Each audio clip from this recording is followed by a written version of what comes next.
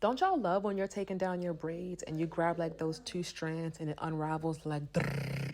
Oh my God, that is so satisfying. But it doesn't happen when your braids are mad old like mine. I've had these braids in for 2 months and it is long overdue for me to take them out. So why don't y'all come ahead and take them out with me while I talk about some really, really, really good TV shows that I think you all should watch. So I picked 5 TV shows and I picked them from different various genres. So if you like feel-good comedies, if you like thrillers with suspense, or like gritty gang violence shows, yeah, I have something for everybody. The first show on my list is Abbott Elementary. This is such a hilarious show. You guys need to watch Abbott Elementary. I believe they have 3 seasons. It's really easy, really fun to watch. I hate having to watch shows weekly and like going back on a Thursday to go and find out what's going on. I love to binge watch a show. I binge watch Abbott Elementary and it's definitely a 10 out of 10.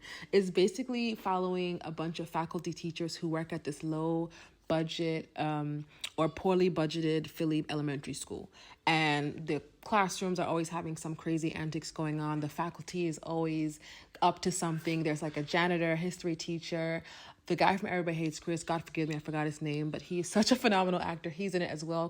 Quinta Brunson, who created this show, she gets 10 out of 10, 5 golden stars for me. She is so funny, so quirky, so corny, so bubbly, so happy, so overly enthusiastic about everything. Like, you're gonna love her character, her outfits. She played her part so well.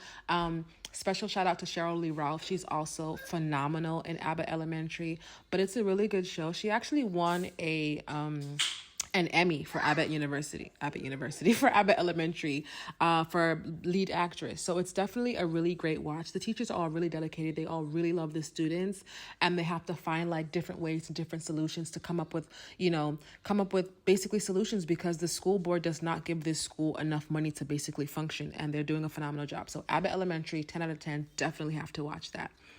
Next on my list, this one is like an action, romance, comedy, drama all in one. It's Mr. and Mrs. Smith, not to be mistaken with the movie Mr. and Mrs. Smith. This is a television show starring Childish Gambino, aka Donald Glover, and Maya Erskine.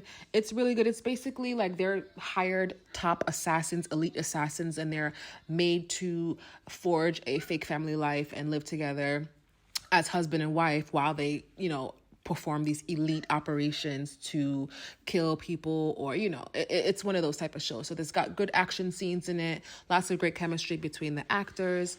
Definitely recommend that as well. That is Mr. and Mrs. Smith. I think I watched that on Hulu, but I will drop the link where I watch all my TV shows, because I don't use Netflix, I don't use Hulu, I don't use Amazon Prime, I use my site.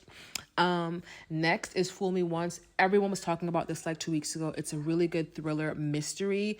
It's basically really, really gripping, really, really captivating, really, really mysterious. It's got a lot of twists and turns. You're going to say, oh, it's him, oh, it's her, a million times before you get to the end, and you're still going to be wrong. So it's definitely one that you want to like really pay attention to and get invested in. It follows a woman whose husband was murdered, and he comes from a really wealthy family. So, initially everyone wants to point fingers at them, but it just unfolds and talks a lot about her past. And like, she spent some time in the military, so it has like a lot of flashbacks of that too. But it's really gripping, really mysterious, really suspenseful. Definitely a 10 out of 10. I really enjoyed watching it. And like, literally you have to get like to the last 10 seconds of the last episode to find out what's going on. Do you ever wish you could watch a show over for the very first time? That's how I feel about this next one on my list. This one is The Rookie. It is such a good show, and I saw it pop up on my Netflix as a new release, and I was like, oh my God, I wish I could watch this now. I watched it like a year ago, and it was such a good TV show.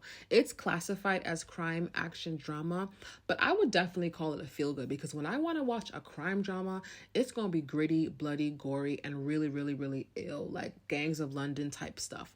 But I'll consider this a crime drama as well, but I also consider this a feel-good, because it basically talks about a detective named John Nolan, and he is a middle-aged man who's going into the police force. So he's considered a rookie, has to navigate life, his personal life, his kids, his relationships, being a rookie, making partnerships and relationships with the other fellow cops, and of course, fighting crime. And I only got 10 seconds to talk about this last show, but it's Raising Kanan Power Book 3. It's part of the Power trilogy. This show is bomb.com. You need to watch.